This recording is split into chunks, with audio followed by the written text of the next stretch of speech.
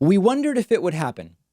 And it's starting to happen. Secretary of State Mike Pompeo says that State Department officials are going to be ignoring impeachment depositions for which they were scheduled to appear. Now, an important note, there's been some confusion about this. They were not subpoenaed. They were not yet subpoenaed, maybe would be the way to say it. Trump lawyer Rudy Giuliani had documents subpoenaed. I told you about that yesterday. We don't know if he's going to comply. Pompeo is doing something different. These are requests to appear. And Pompeo, the Secretary of State, has directed State Department officials not to show up to these hearings as part of the Donald Trump impeachment inquiry. And this is sort of the first shot across the bow. They aren't yet ignoring subpoenas, but they are certainly saying we're not going to comply easily. So this is an escalation. And the question is one of what happens next. The context here is that Secretary of State Pompeo is I want to say with every day,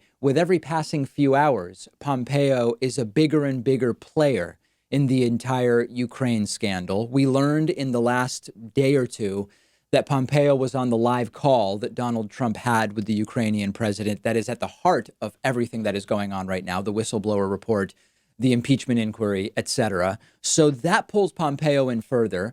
And he and William Barr at some point should have to testify about their involvement. Here's the situation, bigger picture as I see it. The walls are closing in on these people, all of them. They're flouting the rule of law. They've been doing it for years at this point in time.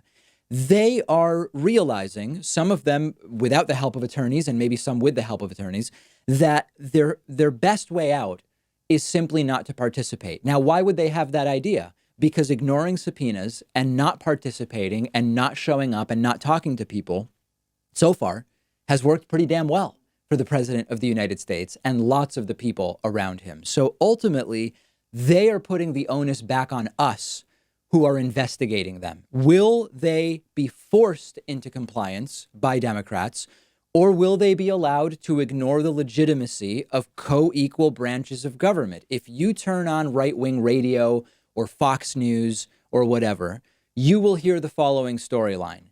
Democrats are waging a coup to illegally remove Donald Trump from office. That's the story they are telling.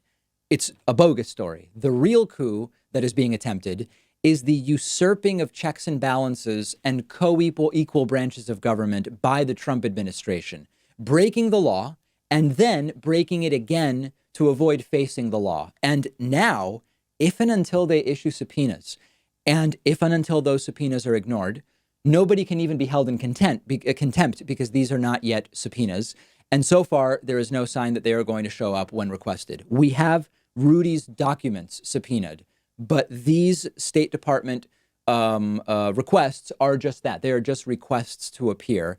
And they need to now subpoena these people before they can even potentially hold them in contempt of Congress. But that will be a big moment if indeed it ever happens. History tells us, and what I mean is the last 2.5 years, the last 2.5 years of history tells us that they will ignore the subpoenas. The House subpoenaed William Barr for failing to provide that unredacted copy of the Mueller report. Barr ignored it, hasn't suffered any consequences. In fact, he's right in the middle of this entire Ukraine fiasco from which he should be recused. The House subpoenaed Treasury Secretary Steven Mnuchin for Donald Trump's taxes. It was ignored. There were no consequences. I could go on. The difference is that in an impeachment inquiry, it's possible that the enforcement of the subpoenas would be expedited in a court dispute. The downside is with every passing week, more and more of the people that are on the courts are judges and justices that have been appointed by Donald Trump himself. But when it gets down to it, when the rubber meets the road, Democrats are either going to have to hold someone accountable or not. And if not, this entire impeachment inquiry is pointless unless you actually enforce your powers. There's the sort of top level conversation has been, well, is impeachment going to serve to actually have the Senate convict Trump and remove him from office? I think that's the wrong conversation. I've told you from the beginning, I don't even think it's on the table that is possibly going to happen. The real question is, are you even going to get a proper, full, and a deep inquiry if everybody ignores your subpoenas for documents, if everybody ignores your requests to appear and potentially subpoenas to appear if we get to that point? What are we going to get out of it? We're going to get nothing. So I hope that Democrats have a strategy around this. I hope that someone is going to be ready to at least attempt to enforce their constitutional power. And remember, when I've been actually checking out some right-wing radio recently and right-wing TV just to see what they're saying, they are pulling this idea out of their hat, or it's coming out of the woodwork, that the inquiry is an attempt at a coup. Remember, these are co-equal branches of government.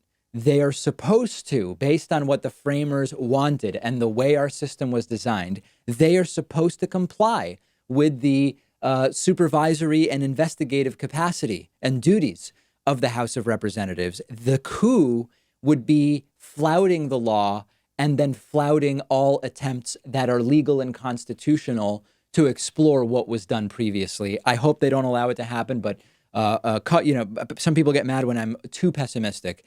We've not seen evidence that Democrats are going to actually enforce the co-equal branch of government status that they are supposed to have in these impeachment inquiries. I hope that they do. We'll see if anybody shows up. We'll see if Rudy's documents ever turn up. Make sure you are following The David Pakman Show on Instagram at David Pakman Show. Lots of great stuff happening there. And while you're on your phone looking at Instagram, follow me as well at david.pakman. I am thrilled to tell you that today's episode is sponsored in part by Blinkist.com/Pakman. Blinkist is a really unique service for your phone, tablet, and web browser, and it is incredibly useful for people like me who love books and learning but are busy. Blinkist takes the best and most popular nonfiction books and condenses them into 15-minute audiobooks. I'm sure that if you're like me, you have a very long list of books that you've been meaning to read. You only have so many hours in the day, and that's why Blinkist is so amazing. They take the most important information, the themes, the insights from each book, and they distill it into a 15-minute audiobook that you can listen to in one sitting. I've listened to a ton of books on Blinkist. Our audience can get a 7-day free trial by going to Blinkist.com/Pakman. If you're watching on YouTube, I put a link in the description. I have listened to Blinkist books about economics, about political science, about history, about science, so many interesting things. And after the free trial, if you like it, you can continue enjoying thousands of condensed audiobooks for about $5 a month. Go to Blinkist.com/Pakman. That's BLINKIST.com/PAKMAN.